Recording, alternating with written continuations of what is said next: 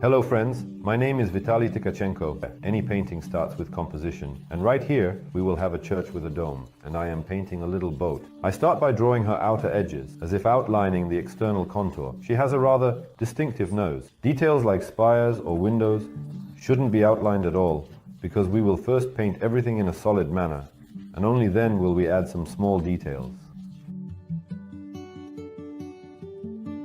Paint and add blue. I begin working with horizontal, varied movements, and I do not recommend using too much oil, just a little on the tip of the brush. I will switch to another color, turquoise, white, and a bit of blue, using the same technique. I take it and start adding the turquoise color horizontally. We work like this. Any painting begins with the underpainting. This is exactly what we are doing right now. A little bit of pink. And we will fill it. Here it becomes more subdued. This is already to the left of the towers. Take some white and some indigo, a little bit of dark purple, just a little bit like this. Here you just take it and do it like this. You can add a bit more oil, a bit more. I slightly shift the paint upwards, just a little bit. We seal all of this with a gray-violet color. And the main thing, guys and girls, is to use white, just a tiny bit. Now let's move on to the water. And we will divide the water into two simple colors, white, white paint, and a little bit of blue. We will work in a technique that is also quite simple. We simply cover it up and blend the edges. A little later, we will focus specifically on impressionism. This is clear. The boundary with the house can even be slightly smudged, a little oil for smoothness. The left half will be more blue, light blue. It will still have the same colors of the sky, white and blue. And we close the remaining, and I start making movements like this kind of in some areas. Then there's a very interesting color, Neapolitan pink. Look, if you take it and put it right here, directly under the sun, and let it mix in some beauty.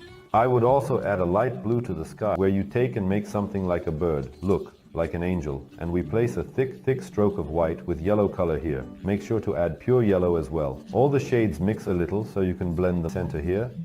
Take white paint, just pure white, and you can add a bit of white there to make it glow. Take some pink and add a little violet, and we're adding some new shades. The idea is that these are clouds with shadows. They let it tone just worked on the sky. We need to create a sense of should be very muted. It shouldn't look too bright to the eyes. You can use your finger to blend it out. You can blend it with your finger. Now you can move on to the blue, but it shouldn't look like separate foreign spots. Everything should be blurred and applied with a very thin layer. And now we can add something more specific and darker. Let's take indigo. You can mix it, let's say, with dark purple. You can directly separate the cathedral right here. You take it, emphasize it, but we emphasize it pictorially, meaning that somewhere, you see, you make some strokes and definitely blur it a little. We apply the same effect right here. I will darken and blend a little bit of the left side. The right side should be light, while the left side is already quite dark, since the sun is on the right. So, I carefully darken the left part, but it doesn't hang there as a separate burden. It smoothly dissolves.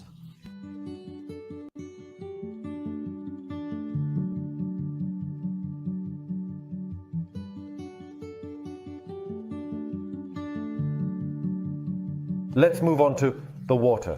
We take, for example, blue, looks like these. Look, I take and start making, so it's not just perfectly straight, but also with a slight curve upwards. You definitely need to put the same blue color under the church. I had a dark purple. You add indigo to it. Dilute it a little with white. Yes, like this. And off we go. That is, essentially, it reflects the city itself in the water. Here, it blends well and resonates with the rest of my painting. But on the right side, I will dilute it a bit, adding a little more white. That is, it will be less dark. Look, I diluted it a little and it became less dark. And I'm applying it more densely. The stroke goes along the edges. A vignette is being created color. You can take orange, a little, just a tiny bit back. We start by applying tiny strokes with our brush. Stroke must be carefully placed to ensure the desired effect. I took a smaller brush for this task because it allows for more precision and control, which is essential for achieving the fine detail. Same story, of course. The same technique is applied here as well.